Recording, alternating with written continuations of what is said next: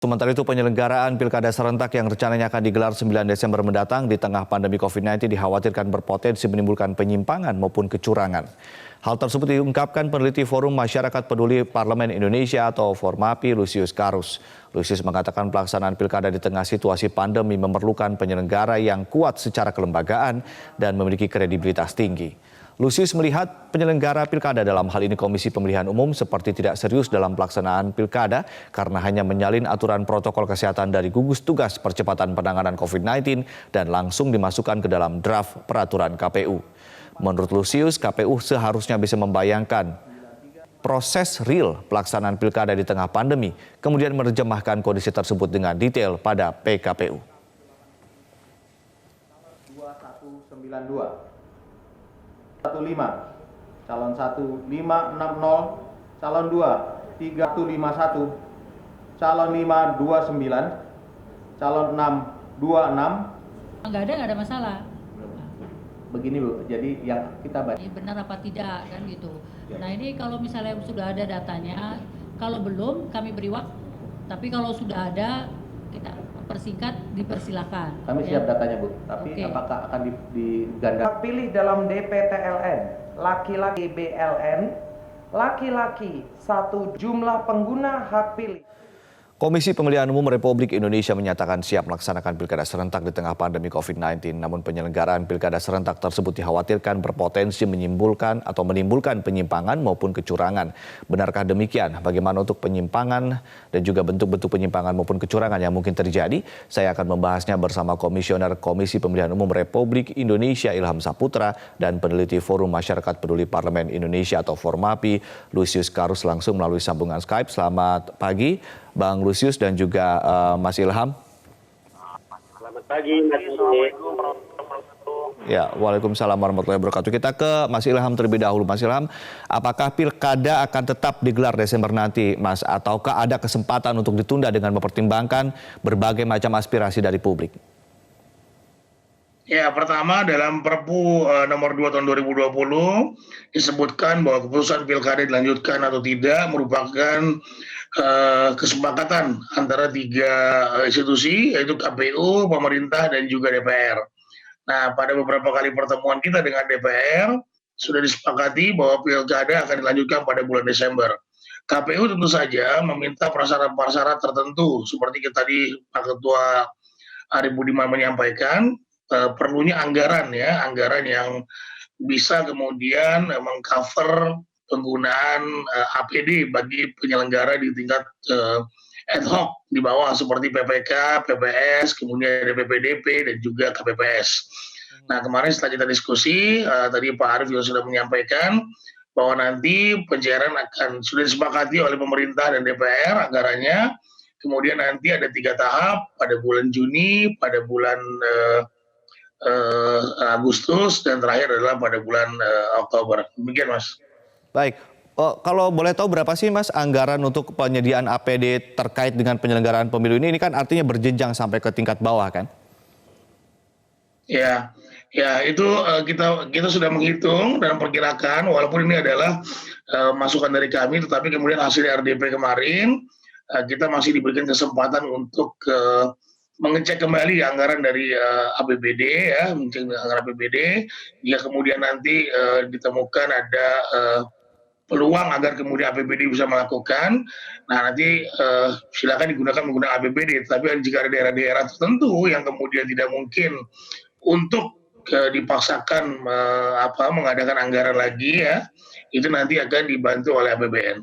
Jadi sekitar ada 5 triliun sekian yang kemudian kita gunakan untuk penggunaan APD. Karena sekali lagi Mas Ade, ini penting sebagai prasyarat kami, keselamatan teman-teman kami di badan ad hoc dalam rangka menyelenggarakan tahapan-tahapan penyelenggaraan pemilu. Karena mereka langsung berinteraksi dengan masyarakat, dalam hal ini stakeholder pemilu, baik itu nanti salah satu kegiatan yang paling penting adalah verifikasi pencalonan dari calon independen. Baik, kalau alasannya keselamatan, kenapa sih kemudian tidak ditunda saja, Mas Ilham? Karena ini kan juga berbagai aspirasi dari kalangan masyarakat juga berdatangan terkait dengan kenapa tidak ditunda saja begitu, Mas Ilham? pertimbangan utamanya apa? Apakah ada beban biaya yang kemudian nanti timbul ketika ada konsekuensi ketika pilkada ditunda? Mas Ade, kita terus terang saja KPU ini ya terkait dengan pandemi COVID-19 ini kita tidak punya kewenangan untuk memastikan bahwa kondisi pandemi COVID-19 ini sudah menurun, sudah naik tinggi atau apapun itu. Jadi kami berkoordinasi dengan pemerintah dan DPR. Pemerintah melalui gugus tugas sudah membalas surat kami menyatakan bahwa pilkada dapat dilaksanakan dengan tetap menerapkan protokol COVID yang ketat. Jadi sekali lagi KPU tentu saja dalam hal ini berkoordinasi dengan pemerintah terkait dengan kondisi sekarang, kondisi saat ini. Nah, jadi pemerintah kan sudah mulai beberapa tempat, misalnya di beberapa provinsi sudah mencabut PSBB-nya. Karena salah satu prasyarat yang kami minta ketika kami memutuskan melanjutkan pilkada ini adalah tidak ada lagi kondisi-kondisi yang kemudian ada PSBB dan juga ada darurat COVID-19. Nah, tetapi gugus tugas sudah menyampaikan bahwa pilkada silakan dapat dilanjutkan dengan menerapkan protokol COVID yang ketat. Baik. Mas Ilham, artinya tahapan pemilu kan katanya sudah dimulai sejak 15 Juni ini. Sejauh mana tahapan ini setelah dimulai? Ya, kami sudah melantik seluruh badan ad hoc di 270 daerah yang akan melakukan pilkada. Ya, jadi kemarin kami juga sudah menerapkan protokol COVID. Jadi ada 3 mode protokol COVID yang kami lakukan. Pertama, hadir di tempat di lokasi pelantikan, tapi kita batasi distance-nya ya, jaraknya antara satu sama lain, kemudian menggunakan masker dan memastikan sudah cuci tangan. Di tempat-tempat pelantikan itu kami sediakan hand sanitizer. Kemudian juga bisa melalui online. Jadi via daring, nanti kemudian kumpul beberapa tempat, nanti orang-orang itu bisa di masing-masing tempat, atau kemudian satu tempat ada 5 orang atau 10 orang, kemudian dilantik oleh KPU kabupaten kotanya melalui daring. Nah, terakhir adalah tidak melakukan kontak sama sekali, tetapi meminta kepada PPK kecamatan untuk kemudian menyerahkan SK pelantikan kepada masing-masing PPS atau PPK yang belum dilantik. Tetapi PPK prinsipnya sudah kami lantik semuanya pada bulan Maret lalu sebelum pilkada ditunda. Baik, jadi ini physical distancing, lalu protokol kesehatan, ini kemudian akan dilakukan dalam interaksi langsung ketika mengumpulkan massa, misalnya ketika verifikasi faktual, pencocokan dan pemutakhiran data, sampai kampanye, sampai nanti pemungutan suara. Itu artinya protokol-protokol itu sudah secara detail diatur begitu, sudah dipersiapkan gitu ya Mas Ilham ya? Jadi Mas Ade, kita punya draft ya, kita punya draft PKPU dalam kondisi COVID-19. Nah, sekarang ini kita akan segera berkoordinasi dengan DPR ya. Jadi seharusnya dilakukan pada hari ini, tetapi ternyata DPR menunda sampai tanggal 22.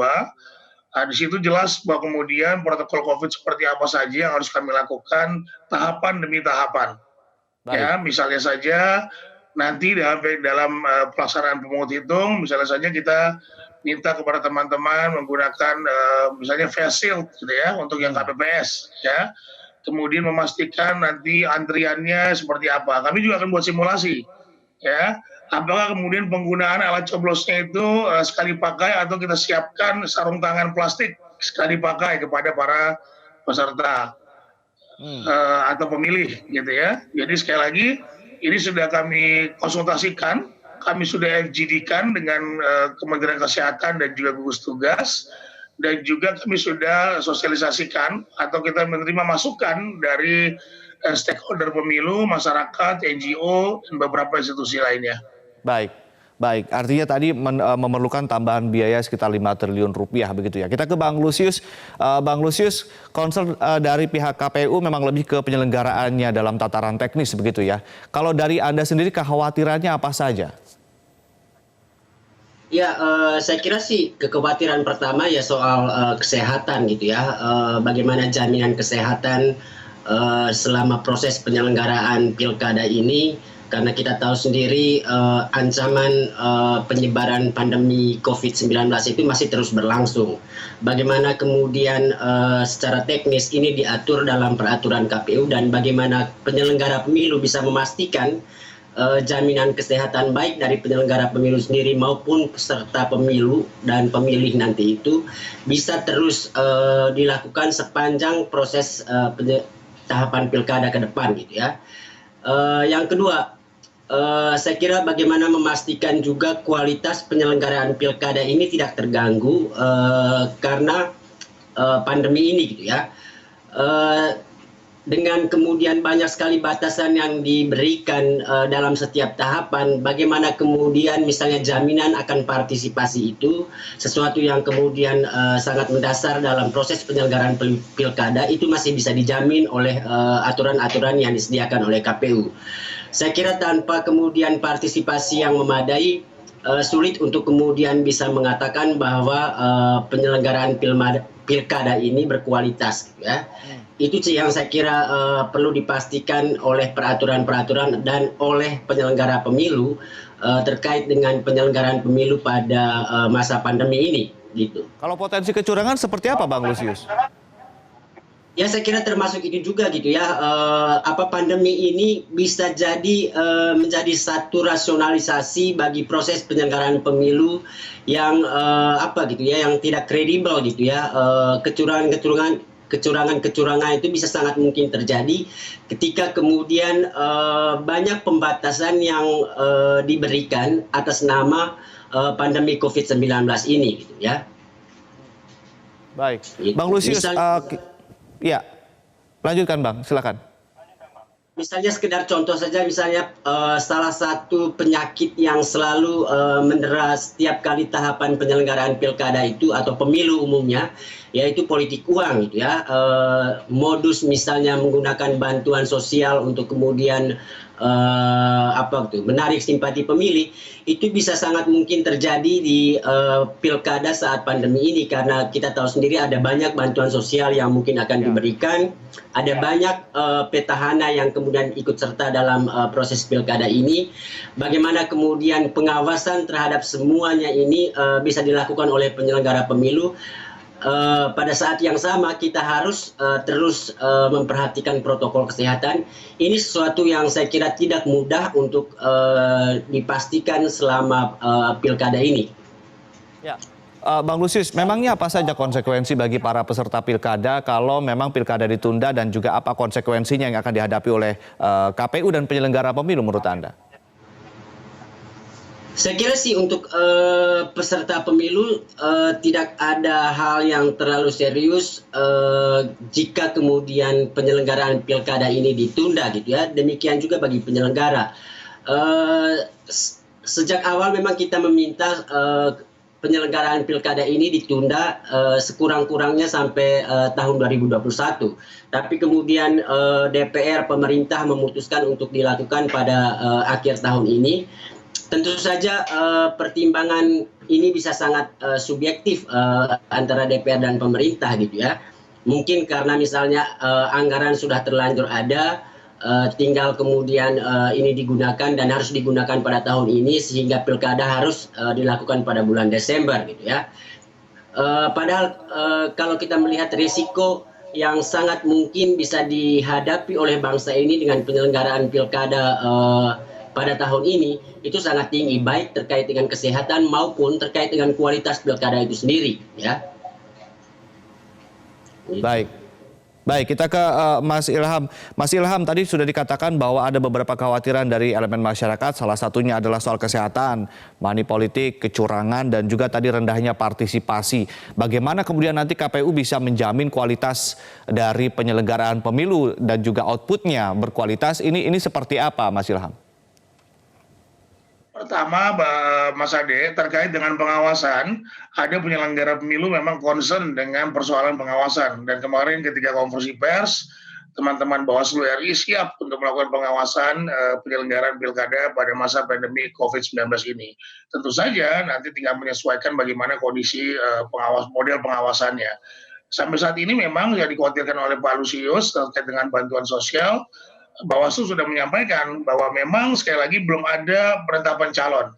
Yang menjadi kendala kita adalah ketika belum ada penetapan calon, seakan-akan kemudian bakal calon atau mungkin orang-orang yang akan mencalonkan ini melakukan tindak politik uang gitu ya, tindakan politik uang. Nah ini bisa dihindari sebetulnya, dan ada aturan-aturan tertentu yang mengikat mereka untuk kemudian tidak melakukan hal tersebut. Nah jadi tentu saja juga saya minta kepada Formapi nih, Bang Lusius, untuk bantu kami melakukan pengawasan dan melaporkan segala bentuk pengawasan atau segala bentuk pelanggaran setiap tahapan-tahapan yang akan diselenggarakan pada Pilkada 2020 nanti, pada bulan Desember 2020 nanti. Baik. Nah, jadi prinsipnya sekali lagi KPU terkait dengan partisipasi tadi disampaikan akan rendah. Tentu saja kalau kita melihat salah satu polling dari Kompas misalnya saja, itu 64% masyarakat akan hadir untuk datang ke pemilihan pada tanggal bulan Desember nanti. Nah, tinggal bagaimana nanti kita menjelaskan dan melakukan simulasi yang dihadiri oleh masyarakat dan ditonton oleh masyarakat, bagaimana sih sebetulnya mekanisme pemungutan dan penghitungan suara ketika hari H nanti, sehingga masyarakat paham dan tidak khawatir terkait dengan adanya penyebaran COVID akibat dari adanya pemilihan pada bulan Desember 2020 nanti. Kita akan terus mengkampanyekan dan juga berkoordinasi dengan media-media elektronik maupun non-elektronik untuk terus kemudian meningkatkan partisipasi masyarakat pada bulan Desember 2020 nanti. Baik, terakhir Mas Ilham, apakah tidak ada ruang sedikit pun untuk kemudian berdiskusi kembali dan juga mempertimbangkan kembali? Dan pertanyaan kedua adalah apakah akan ada dipikirkan oleh KPU dan juga penyelenggara pemilu, pihak penyelenggara pemilu untuk kemudian membuat inovasi-inovasi teknologi, katakanlah ketika misalnya seseorang tidak dimungkinkan untuk berkerumun dan juga datang ke sebuah tempat. Ketika misalnya nanti kita lihat pandemi masih terjadi di bulan Desember nanti.